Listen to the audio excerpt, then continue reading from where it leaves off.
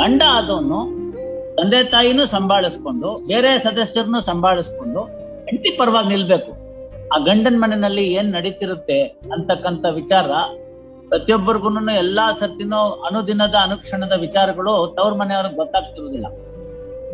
ನಡೆದಂತ ವಿಚಾರಗಳೆಲ್ಲ ನಿಮಗ್ ಗೊತ್ತಿರುತ್ತೆ. ಯಾವ ಕಾರಣಕ್ಕಾಗಿ ನಿಮ್ಮ ಮನೆ ದೀಪ ಆರೋಯ್ತು ಅಂತ ನೀವ್ ಹೇಳ್ಬೇಕು. ಲಕ್ಷಾಂತರ ರೂಪಾಯಿ ಖರ್ಚು ಮಾಡಿ ಲಗ್ನ ಮಾಡ್ಕೊಂಡು ಸಂತೋಷವಾಗಿರಕ್ಕೆ ಇಷ್ಟಪಡ್ತಾರೆ. ಯಾರನ್ನು ಆ ಮನೆಗೆ ಹೋಗಿ ಸಾಯೋದಕ್ಕೆ ಇಷ್ಟಪಡಲ್ಲ. ಇನ್ನೂ ಒಂದ್ ಯೋಚನೆ ಮಾಡಿ, ಸತ್ಬಿಟ್ರೆ ಅಲ್ಲಿ ನಿಂತೋಗುತ್ತಾ? ಕ್ರಿಮಿನಲ್ ಕೇಸ್ ಆಗುತ್ತೆ.